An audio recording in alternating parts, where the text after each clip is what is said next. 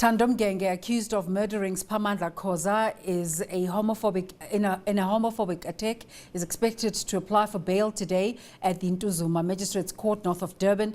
Thando Mgenge handed himself to the police after the alleged incident. Khoza died of multiple stab wounds. A handful of members of the Gay and Lesbian Alliance of South Africa have picketed outside the court. SABC News reporter Mlondi Radebe is at the court for more. Mlondi, a very good morning to you. Please give us a sense of occasion, what's happening where you are.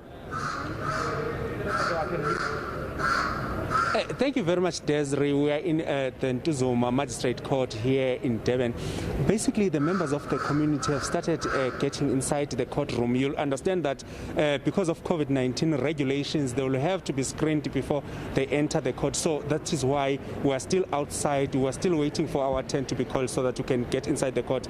But the court proceeding has not started. Today, we are expecting to hear the bail hearing inside the court where Thando is applying for his bail during this time. But next to me is the member of the community, Frank Gazul. Briefly tell us about their concerns in relation to this case. Thank you very much for your time, sir. Can you briefly tell us about the concerns that you guys are saying?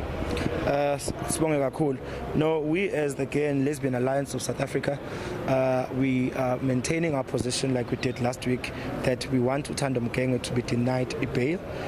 He is a threat to society. He's a threat to the LGBTQIA+ community.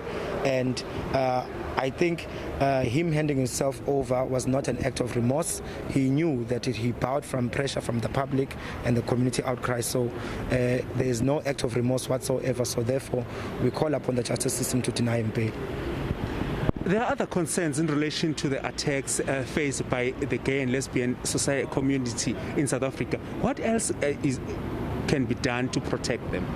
I think what needs to be done is to speed up the process of the implementation of the hate crimes bill of 2018.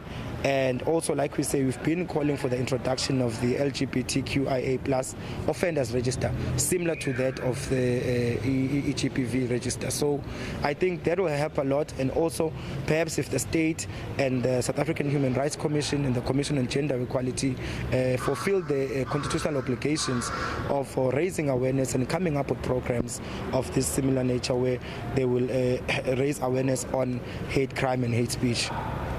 In this case, we also hear that Khoza, they were friends with Thando. What can you tell us about that relationship?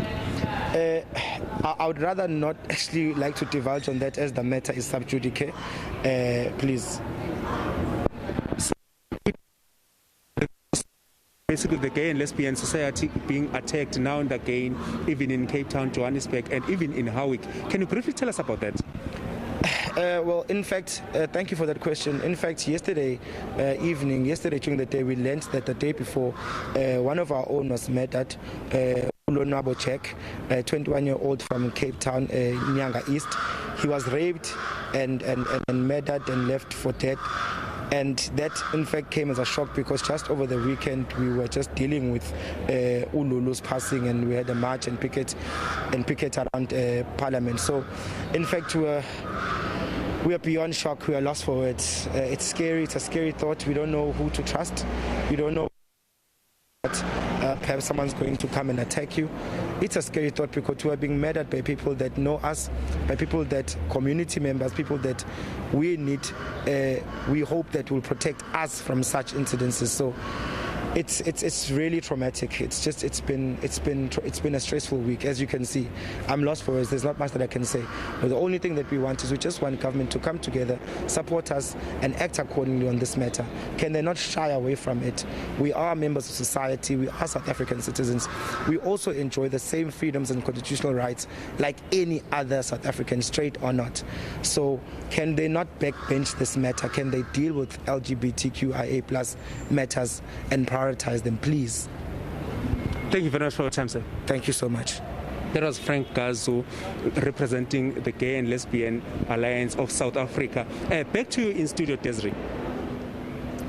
Mlondi, thank you so much for bringing us up to speed in terms of that important court process. Let's take a quick break. We'll be back in a moment.